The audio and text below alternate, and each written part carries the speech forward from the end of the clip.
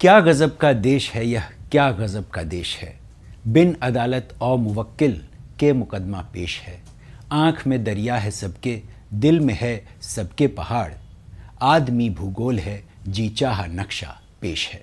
क्या गज़ब का देश है यह, क्या गज़ब का देश है।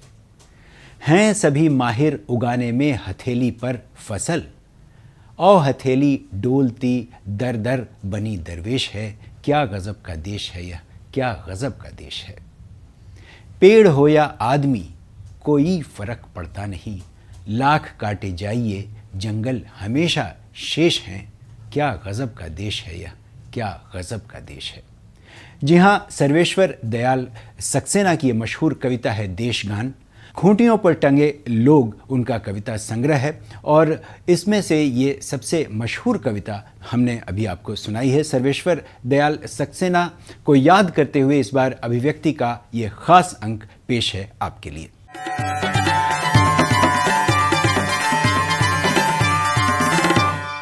सर्वेश्वर दयाल सक्सेना के पूरे रचना कर्म पर नजर डालते हैं अपनी कवर स्टोरी में। सर्वेश्वर दयाल सक्सेना को याद करते हुए उनके व्यक्तित्व के कई आयाम सामने आते हैं। पत्रकार और संपादक से अलग एक ऐसे साहित्यकार के तौर पर उनकी पहचान बनी जिनकी कविताएं सत्ता के विद्रूप चेहरे को बेनकाब करती हैं, व्यवस्था पर गंभीर सवाल उठाती हैं और अपने तमाम बिंबों के साथ ये कविताएं एक व्यापक संसार रचती हैं। उनके नाटकों में एक खास किस्म का प्रतिरोध नजर आता है, चाहे वह बकरी हो, लड़ाई हो या अब गरीबी हटाओ, हवालात हो या रूपमती बाज बहादुर। 15 सितंबर 1927 को बस्ती में जन्मे सर्वेश्वर ने इलाहाबाद में पढ़ाई की, लखनऊ, दिल्ली और भोपाल में आकाशवाणी की नौकरी की। 1964 में आज्ञेय के बुलावे पर दिनमान से जुड़ गए और 1982 में मशहूर बाल पत्रिका पराग के संपादक बने। बच्चों के लिए खूब लिखा, बाल साहित्य में उनका योगदान महत्वपूर्ण है। 1959 में जब आज्ञेय तीसरा सप्तक निकाल रहे थे तो सर्वेश्वर उसके महत्वपूर्ण कवियों में शामिल थे। उनके 12 काव्य संग्रहों में काठ की घंटियां, कुआनो नदी, काठ का पुल, गर्म हवाएं, एक सूनी नाव, जंगल का दर्द, खूंटियों पर टंगे लोग, कोई मेरे साथ चले आदि प्रमुख हैं। जबकि कहानी संग्रह कच्ची सड़क, अंधेरे पर अंधेरा और उपन्यास सोया हुआ जल, पागल कुत्तों का मसीहा और उड़े हुए रंग खासे चर्चित रहे। दिनमान में उनके लगातार लिखे जाने वाले कॉलम चर्चे और चरखे की चर्चा आज भी होती है, जबकि उनके यात्रा संस्मरण कुछ रंग कुछ गंध को भी याद किया जाता है। बाल साहित्यकार के तौर पर उन्होंने बतूता का जूता, महंगू की टाई, भौं भौं खों खों और लाख की नाक लिखी।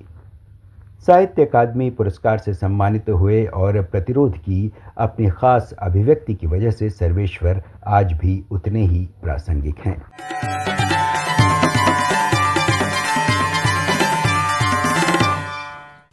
जाने माने कवि, लेखक और साहित्यकार विष्णु नागर सर्वेश्वर जी से बहुत गहराई से जुड़े थे।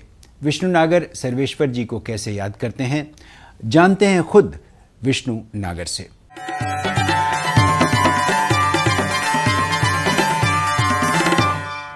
कवि, साहित्यकार, नाटककार और पत्रकार सर्वेश्वर दयाल सक्सेना के पूरे जीवन काल पर और उनके लेखन पर बात करने के लिए हमारे साथ मौजूद हैं। उनके साथ बहुत करीब से जुड़े रहे विष्णु नागर जी, जो खुद एक जाने माने कवि और लेखक हैं।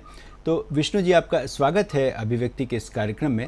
और सर्वेश्वर जी पर जो हम ये ख़ास कार्यक्रम कर रहे हैं उन्हें याद करते हुए हम चाहेंगे कि हमारे दर्शकों के साथ सर्वेश्वर जी के लेखन पर और ख़ास तौर से उनके साथ जो वक्त आपने बिताया और उनको जैसे महसूस किया, थोड़ा हमारे दर्शकों को ज़रूर बताएं।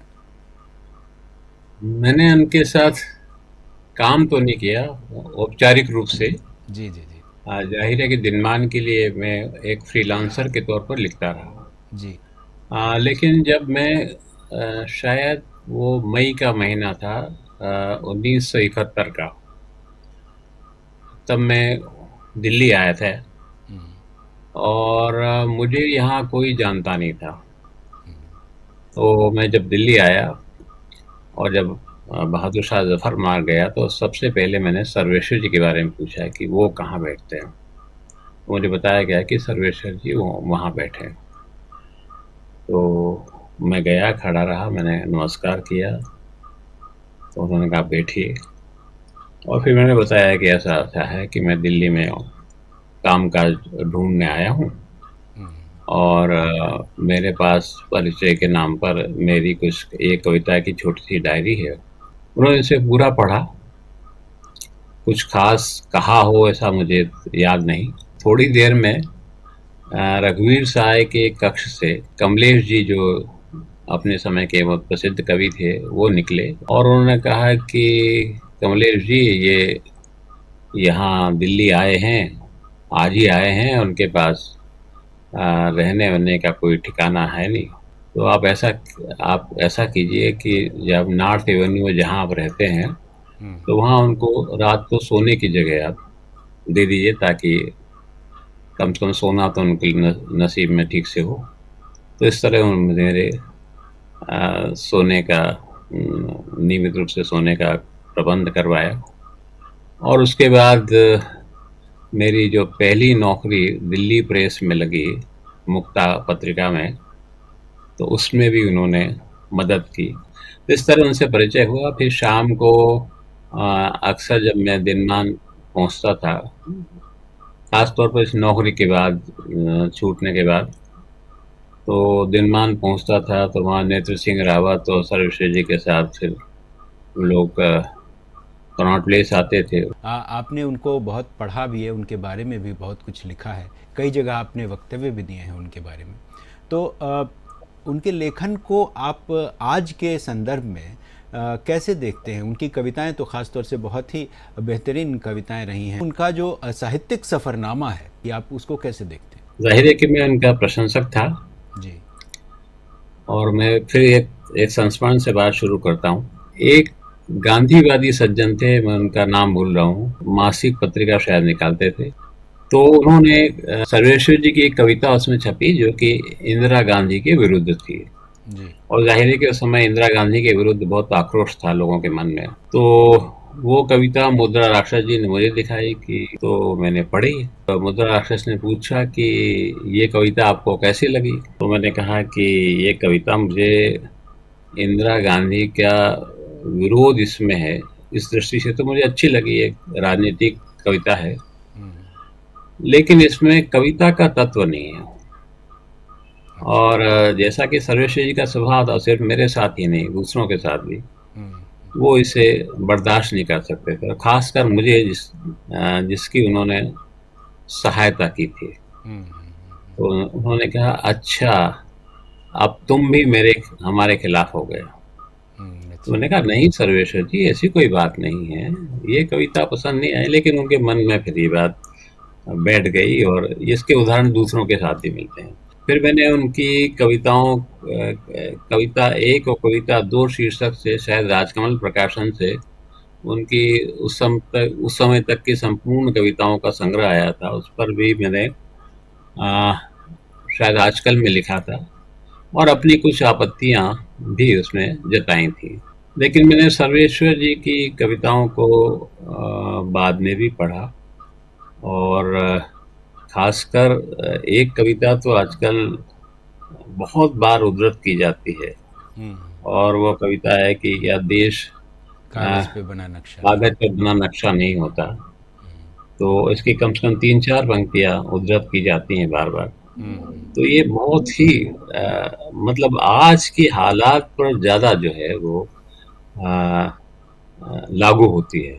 और आप इजाजत दें तो मैं इस कविता को पढ़ना जरूर जरूर जरूर। यदि तुम्हारे घर के एक कमरे में आग लगी हो तो क्या तुम दूसरे कमरे में सो सकते हो? यदि तुम्हारे घर के एक कमरे में लाशें सड़ रही हों तो क्या तुम दूसरे कमरे में प्रार्थना कर सकते हो? यदि हाँ, तो मुझे तुमसे कुछ नहीं कहना है।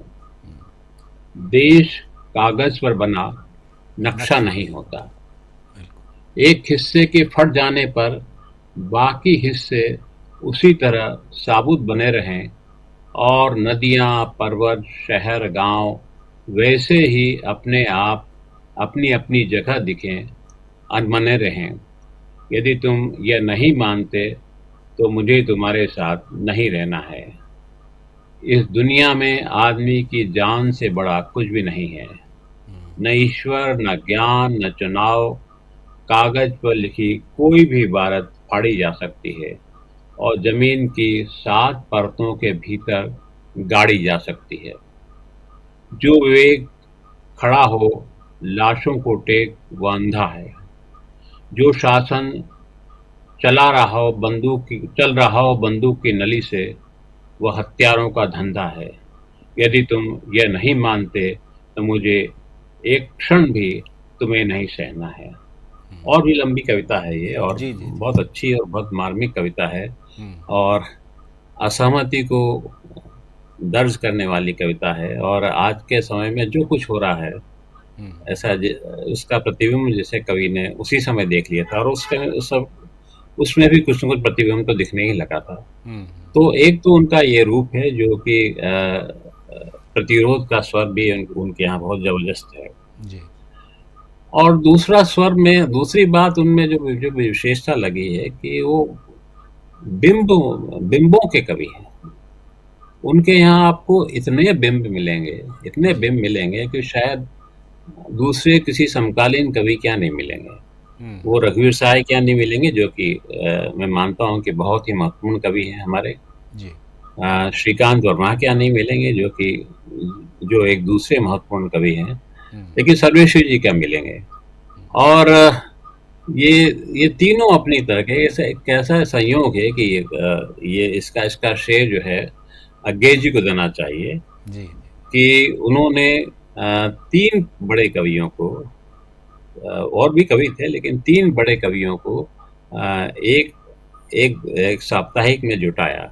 हम्म, और ये रेयर घटना थी। इसके बाद और उसके पहले आपको ऐसे 3 बड़े लेखक एक जगह हों, ऐसी ऐसा ऐसा दोबारा संयोग आपको कहीं नहीं मिलेगा। जी जी जी जी। तो इनमें सर्वेश्वर जी में, और सर्वेश्वर जी अपने समय के सबसे, मैं जानता हूँ उस समय के सबसे लोकप्रिय कवि थे। कवि तो वो थे ही, साथ ही उन्होंने और भी बहुत सारी चीज़ें जैसे कहानियाँ भी लिखी, नाटक हाँ, भी उनके नाटक नाटक बेहद लिखे, थे। और उनका जो नाटक बकरी है जी जी जी। वो तो बहुत ही मशहूर हुआ, बिल्कुल। और उससे भी उनकी लोकप्रियता में बहुत बड़ी वृद्धि हुई। हम्म, और नाटक, वो आप जानते हैं कि दिनमान के वो रंगमंच समीक्षक भी थे। जी जी जी जी। और बच्चों के लिए भी बहुत सुंदर कविताएं लिखी है। शायद जो है हिंदी के बड़े कवियों में हम्म, अ, बच्चों के लिए इतनी सुंदर कविताएं, इतनी अच्छी कविताएं लिखने वाला कोई दूसरा कवि नहीं है। दिनमान में उनका एक चर्चे और चरखे नामक स्तंभ जी। चलता था। चर्चे और जो चरखे। हाँ, जो अधिकतर वही लिखा करते थे, और सबसे दिनमान के सबसे लोकप्रिय स्तंभों में से था। बिल्कुल। और उनका जो लोक से लगाव था, और उससे लोक से ही आए थे वो, हम्म, तो लोक के बिंब आपको वहाँ बहुत ज़्यादा मिलेंगे, बहुत मिलेंगे। पहाड़ों के, नदियों के, अपने उनके जो इलाका था वहाँ बहने वाली नदी के बारे में हम्म, आपको बिंब ही इतनी बिंबों की इतनी एक बड़ी माला मिलती है जी जी। कि उसका कोई जवाब नहीं। अगर आज भी हम उनको याद करते हैं, और तरह तरह से, सिर्फ इस एक कविता की वजह से नहीं याद करते, हाँ। उनके बच्चों की लिखी कविताओं के कारण भी याद करते हैं, उनकी दूसरी कविताओं के कारण भी याद करते हैं। तो हम्म, अगर आप किसी कवि को उसकी मृत्यु के इतने साल बाद भी नहीं भूलते हैं, तो हम्म, जाहिर है कि प्रासंगिक है। और प्रासंगिक इस सेंस में भी है कि वो उन्होंने जितना साधारण लोगों के जीवन के बारे में लिखा, उतना ही सत्ता का, बल्कि जितने उम्र उनकी बढ़ती गई, सत्ता का प्रतिरोध उनका बढ़ता गया। जी। वो बुनियादी रूप से समाजवादी विचारों के थे, हम्म, लेकिन आप उनके अंतिम वर्षों में आप देखें कि वो मार्क्सवाद के बहुत करीब आ गए थे, बल्कि मार्क्सवादी हो गए थे। हम्म, भले ही वो औपचारिक रूप से मार्क्सवादी नहीं थे, लेकिन उनकी जो कविताएं हैं, जो नाटक हैं, जी। उनमें आपको ये लगातार बात देखने को मिलेगी। तो जनता से जुड़ना और उसकी भावनाओं तक पहुँचना और सत्ता के में सेंध लगाना, ये उनके एक मैं समझता हूँ कि बड़े गुण थे, जिसकी वजह से हम आज भी उन्हें याद करते हैं। और उनके साथ ही हम श्रीकांत वर्मा को भी याद करते हैं, जो अपनी तरह के सत्ता के प्रतिरोध के एक अलग तरह के कवि साबित हुए, और रघुवीर साहब तो ऐसे कवि थे ही। जी जी तो मुझे बार-बार ये याद आता है कि वो कितना अच्छा दौर था, और सर्वेश्वर जी में सेंस ऑफ ह्यूमर भी बहुत था। जी जी, वो तो उनके जो वो चर्चे चरखे कॉलम है उससे उससे भी हाँ, साफ। उसमें भी था, हाँ, वो भी। और व्यक्तिगत जीवन में भी खूब था। चलिए, बहुत धन्यवाद विष्णु जी, आपने बहुत विस्तार से सर्वेश्वर जी के बारे में बताया। जी, हमारे दर्शकों को जी, बेशक आज के दौर में सर्वेश्वर क्यों अहम हैं, क्यों ज़रूरी हैं पढ़ना उनको, ये जी। जानना बहुत ज़रूरी है। बहुत शुक्रिया विष्णु जी आपका। आपने आपने आपने मुझे सर्वेश्वर जी को याद करने के लिए बुलाया, इसके लिए आपका बहुत धन्यवाद।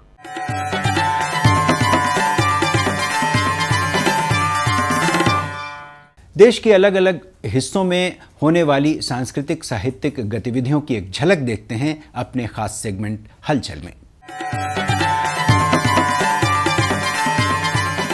रजा फाउंडेशन की ओर से गजानन माधव मुक्ति बोध की 60वीं पुण्यतिथि के मौके पर उनके लेखन के तमाम आयामों पर चर्चा आयोजित की गई। दिल्ली के इंडिया इंटरनेशनल सेंटर में 6 सत्रों में हुए इस कार्यक्रम अंतःकरण का आयतन में मुक्ति बोध की मशहूर कविता अंधेरे में पर अपूर्वानंद, उदयन वाजपेयी, अनामिका और आशीष भार्गव ने विस्तार से अपनी बात रखी। सभ्यता समीक्षा, 3 क्षण, कथा प्रसंग, कविता की असमाप्यता और आखिरी सत्र अंतःकरण का आयतन में अरुण कमल, अनुपम सिंह, प्रियदर्शन, विनोद तिवारी समेत तमाम रचनाकारों ने अपनी अपनी राय रखी। मुंबई विश्वविद्यालय के हिंदी विभाग और दिल्ली की साहित्यिक संस्था लिखावट की ओर से मुंबई में 14 और 15 सितंबर को कविता मुंबई का आयोजन किया गया, जहां देश भर के जाने माने कवियों ने अपनी कविताएं सुनाई। इसमें गजल के एक सत्र के साथ कुल 11 सत्रों के दौरान कविता और कला सृजन के तमाम पहलुओं पर चर्चा हुई। आज की सांस्कृतिक चुनौतियों के संदर्भ में इस महत्वपूर्ण आयोजन में सुमन उपाध्याय, प्रतिमा राज, अलका अग्रवाल सिगतिया, भाग्यश्री वर्मा, भूपेंद्र मिश्रा, रीता दास राम, जुलमी राम सिंह यादव, राजेश सिन्हा और हृदयेश मयंक ने अपनी कविताएं सुनाई। कौशल किशोर की अध्यक्षता में हुए इस सत्र का संचालन सचिन गपाट ने किया। कौशल किशोर ने समकालीन हिंदी कविता में आज के समय पर आधार वक्तव्य दिया।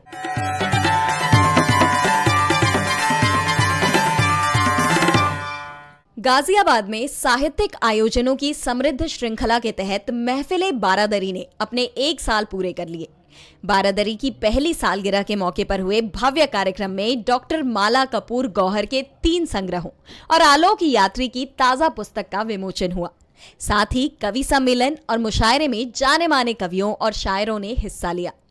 महफिल की इस परंपरा की शुरुआत माला कपूर गौहर ने की है और एक शिक्षाविद होने के साथ साथ उनकी गजलें, गीतिकाएं और कविताएं खासी चर्चित रही हैं।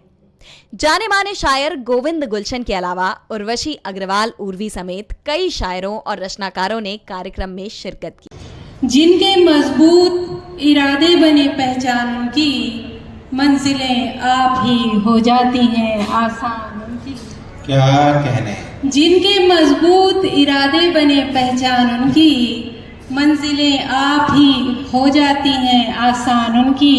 और बंद रहते हैं जो अल्फाज किताबों में सदा, बंद रहते हैं जो अल्फाज किताबों में सदा, गर्दिशे वक्त मिटा देती है पहचान उनकी।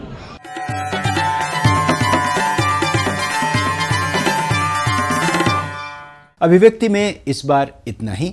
अगले हफ्ते फिर आपके साथ हाजिर होंगे किसी नए मुद्दे के साथ, किसी नई शख्सियत के साथ और कुछ और हलचलों के साथ। फिलहाल आज के लिए इतना ही। नमस्कार।